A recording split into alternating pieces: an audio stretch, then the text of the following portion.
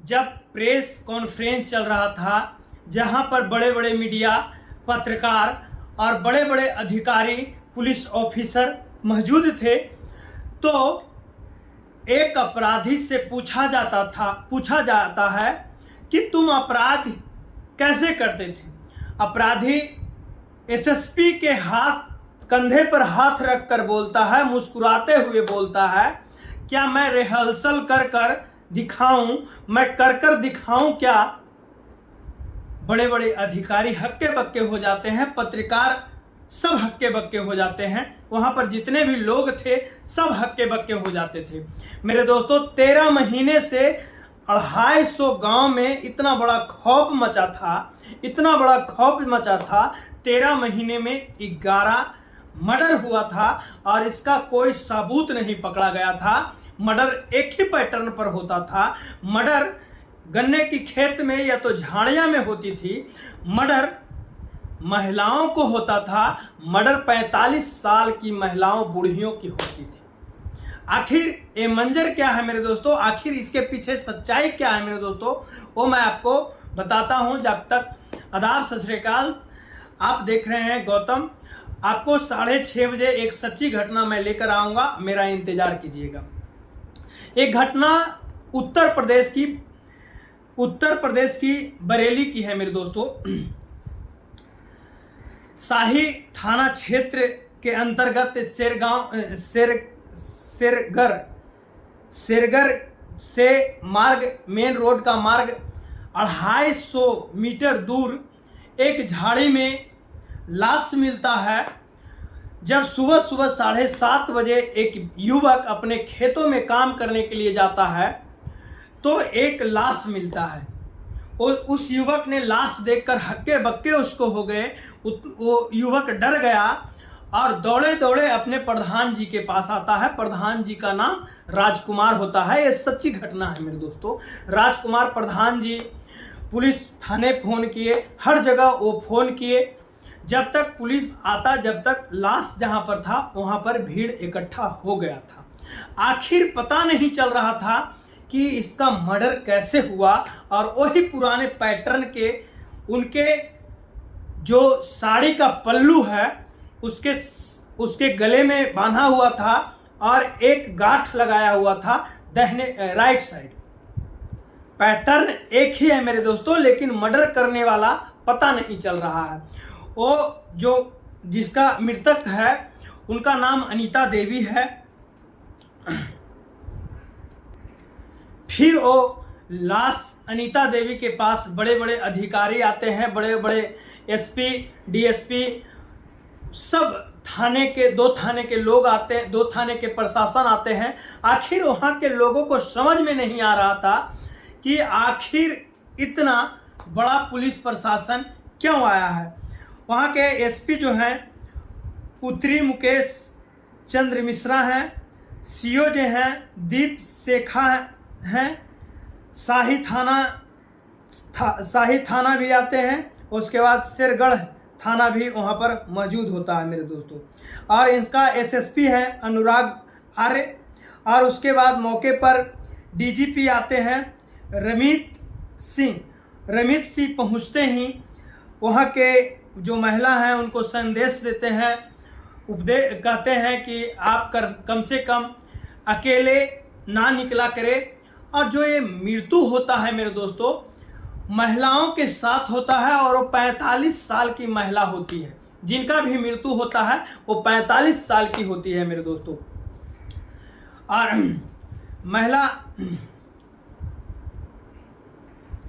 अनीता देवी की मृत्यु होती है। अनीता देवी शेरगढ़ थाना के क्षेत्र में होशपुरा की रहने वाली थी और उनका पति का नाम सोमपाल था। उनका पति का नाम सोमपाल था। सोमपाल से पूछा जाता है कि आखिर ये अनीता देवी वहाँ पहुँची क्यों।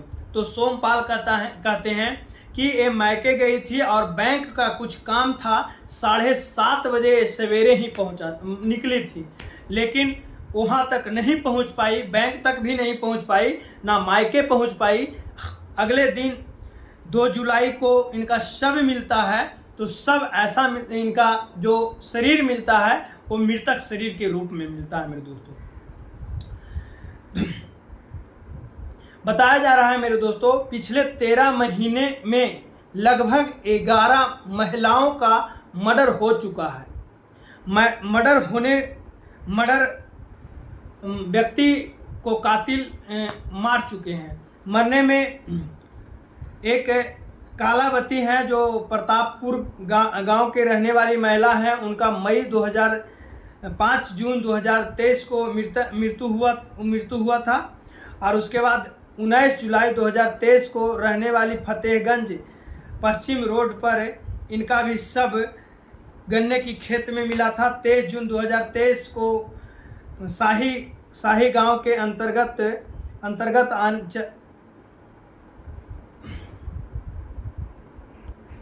चारा लाने गई थी प्रेमवती, उनका भी मौत होता है। तमाम 11 लोगों का मौत एक ही पैटर्न का होता है। वो चाहे झाड़ी में लाश मिला हो, चाहे उनका गन्ने की खेत में लाश मिला हो। आखिर ये मृतक है कौन? आखिर ये पुलिस की लाख कोशिश करने के बाद जो मर्डर करता था उसको किसी भी तरह से पकड़ा गया। 22 टीम बनाया गया पुलिस को, महिला टीम बनाया गया। महिला अकेले खेतों में काम करती थी। महिला पुलिस खेतों में अकेले में काम करती थी कि उस पर अटैक करे, लेकिन तब पर भी वो व्यक्ति महिला पुलिस पर अटैक नहीं करता था। 1500 सीसीटीवी कैमरे लगाए गए थे, हर जगह 1500 सीसीटीवी कैमरे लगाए गए थे। वो एसपी आर्य बता रहे हैं कि 1500 सीसीटीवी कैमरे लगाए थे। आखिर वो कातिल है कौन? आखिर वो कातिल चाहता था क्यों? वो कातिल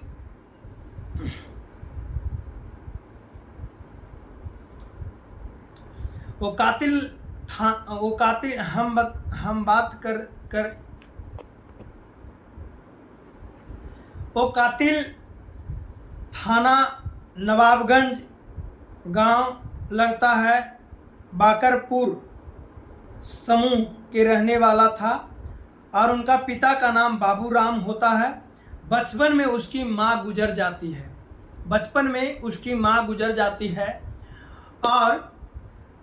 और एक व्यक्ति जो कातिल करता था उसके पिता बाबूराम दूसरे शादी कर लेते हैं। दूसरे शादी करने के बाद जब सतीली माँ आती है तो कोई भी बहाना ढूंढकर उस व्यक्ति को खूब पीटता है। अगर उससे मन भर जाता है, उनकी सतीली माँ मन भर जाता है उसको पीटने से, तो कोई बहाना बनाकर राम बाबू से पिटवाया करता था, बाबूराम से पिटवाया करता था। ऐसा बाबूराम फिर उससे अरियाकर उसकी शादी कर देती है। उसका ससुराल बहनपुरा गांव की एक लड़की होती है, श्रीनाम, लड़की का नाम श्रीनाम होता है। उससे बाबूराम शादी करवा देती है, लेकिन दरअसल उसके 2 बच्चे होते हैं और श्रीराम विकलांग होती है। उससे 2 बच्चे होते हैं, लेकिन 2018 में श्रीनाम घर छोड़कर, उसको भी मारपीट करता था, घर छोड़कर वो भी चली जाती है। आखिर वो लड़का का नाम क्या है? वो लड़का आखिर है कौन? ये लड़का का नाम कुलदीप गंगवार होता है, जो 11 कत्ल कर चुका था, एक ही पैटर्न पर कत्ल कर चुका था। उसका नाम कुलदीप गंगवार होता है।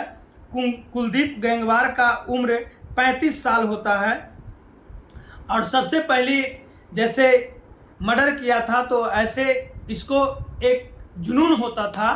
एक महिला जो कालावती की मृत्यु जब हुई थी तो एक जगह घर से ये भागा तो अपने बहन के पास रहती, 2 बहन इनका है, कभी छोटी बहन के पास रहती थी, कभी बड़ी बहन के पास ही रहता था और वहाँ से खा पी कर ये निकल जाता था। और ये व्यक्ति ऐसा था, ना इसके पास कोई मोबाइल रहता था और ना कभी ये गाड़ी पर बैठता था। रास्ता आप जैसे खेत अपने गांव में देखते होंगे कि आरी अलंग होता है, ये मेन रास्ता से कभी ये जाया नहीं करता था और ये आरी अलंग पर चलता था और ये मन बुद्धि कुछ मन बुद्धि का भी था।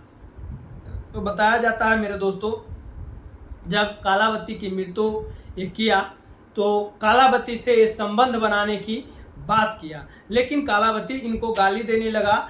तो वहीं पर जब ये चारों पट्टी देख लिया, चारों तरफ देख लिया कि कोई नहीं है, तो वहाँ पर कालावती को पटक कर उन्हीं की साड़ी की पल्लू से इनका सर में, इनका गले में बांधकर एक गांठ लगा दिया और वहाँ से ये निकल गया, मारकर वहाँ से निकल गया।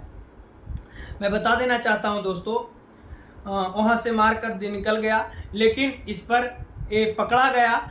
इसमें 4 ऐसे सिपाही थे जो इनको पकड़ने में बहुत कोशिश किए, बहुत कोशिश किए। वो 4 सिपाही का नाम मैं बता देना चाहता हूँ। 4 सिपाही जो थे वो बहुत मेहनत किए, हर पल उन्हीं के बारे में सोचता था कि ये आखिर है कौन। मेरे दोस्तों, इस वीडियो से मैं आपको यही बताना चाहता हूं कि किसी के बहलावे फुसलावे पे ना आ जाएं। कोई भी अनजान व्यक्ति के साथ बातचीत उतना ही कीजिए जितना चले, और अकेले में अगर आप हैं तो कहीं सेफ्टी जगह जाकर बैठ जाइए या छिप जाइए। बाकी के लिए जय हिंद, जय भारत।